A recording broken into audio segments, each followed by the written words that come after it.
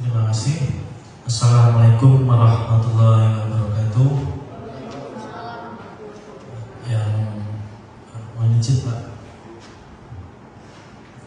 yang terhormat Bapak Kepala Puskesmas Bojong 2 Dr. Sriono, yang kami hormati Kasubag TU Bapak Sutarso Kepnes, Ketua Tim Mutu DRG ini dari farmasi ada Bu Nini dan perwakilan dari KIA ada Bu Ani.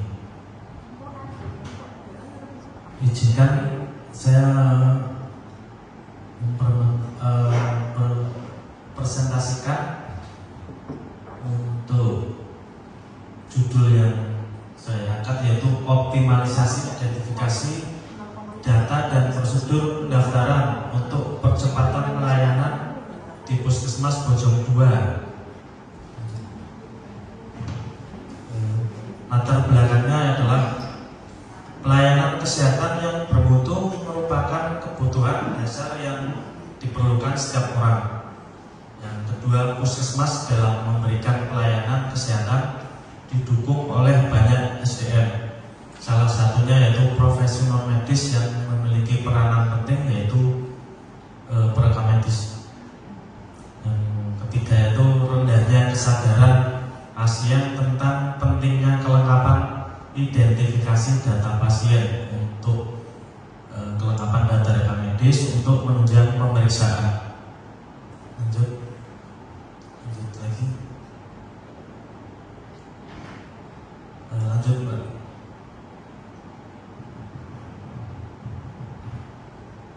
Langkah yang kami lakukan di bagian pendaftaran yaitu petugas memastikan bahwa siapa yang akan periksa. Yang kedua, petugas memastikan pasien sudah pernah berkunjung atau belum. Tiga, jika pasien baru, petugas mengidentifikasi dengan kartu identitas pasien, misalnya pakai KTP atau SIM atau kartu KIS. Jika tidak membawa, maka dilakukan dengan wawancara atau dengan tulisan. Yang keempat, jika pasien lama, petugas mencari identitas pasien dan keluarga pada aplikasi Simpus. Jika pasien tidak membawa kartu tanda berobat, maka petugas memastikan identitas pasien tersebut dengan cara wawancara dan mencarikan datanya di sistem EBUS. Tunggu Mbak. Saya akan menguraikan beberapa langkah yang ada di pendaftaran. Untuk yang pertama itu petugas memastikan siapa yang akan periksa.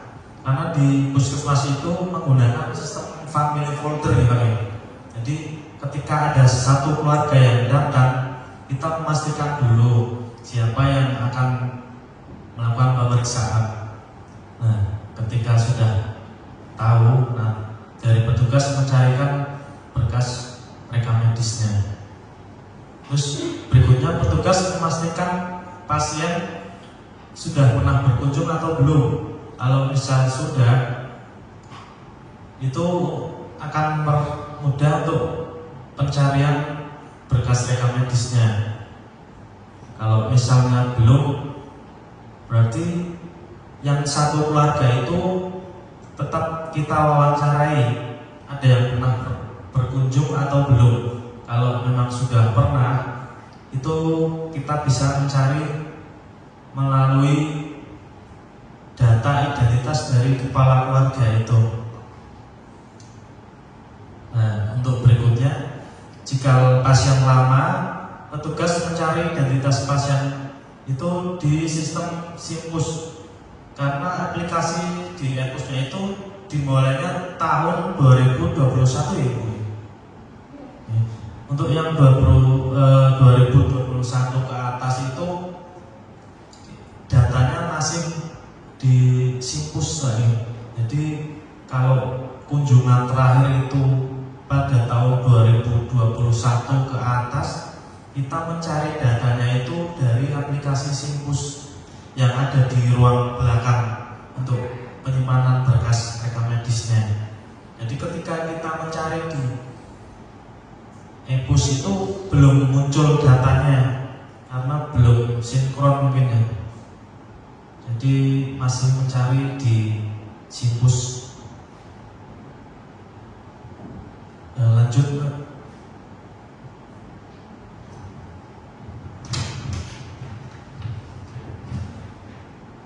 Berikut saya tampilkan foto ya. Foto ketika melakukan sosialisasi tentang pentingnya identifikasi kelengkapan data kepada pasien. Untuk menunjang hal tersebut, kami melakukan salah satunya yaitu sosialisasi kepada pasien ketika menunggu di antrian.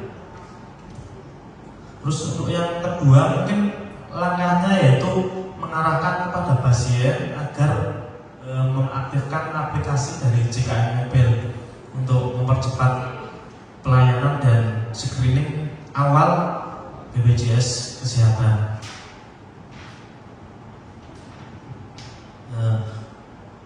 Untuk mendukung tercapainya program tersebut,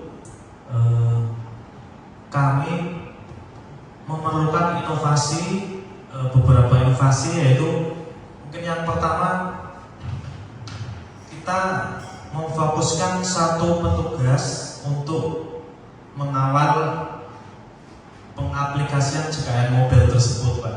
Jadi karena proses untuk aktivasi JKN Mobile itu mempunyai proses yang sangat panjang dan itu perlu bimbingan dari petugas.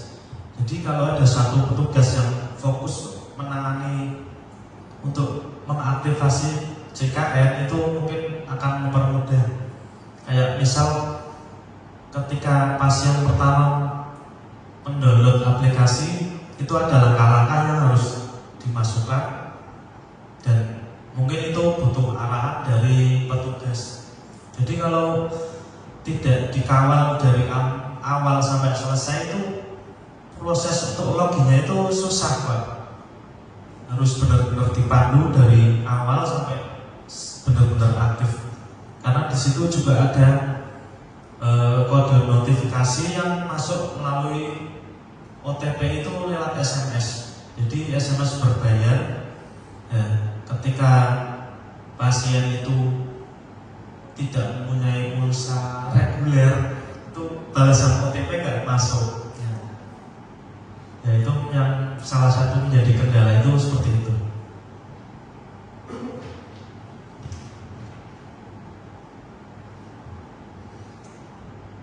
Nah itu langkah-langkah untuk mendukung proses pengaplikasian JKN Mobile. Hal tersebut untuk meningkatkan capaian kunjungan pasien melalui online ya Pak, lewat kunjungan JKN itu.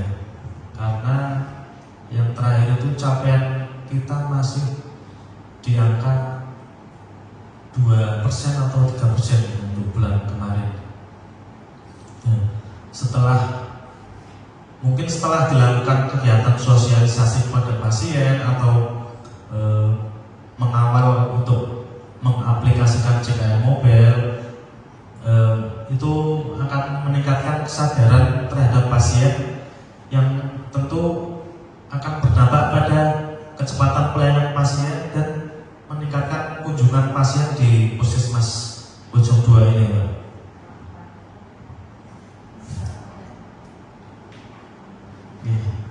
Mungkin itu saja yang bisa saya paparkan dalam kegiatan ini. Kurang lebihnya saya mohon maaf. Akhir kata, Assalamualaikum warahmatullahi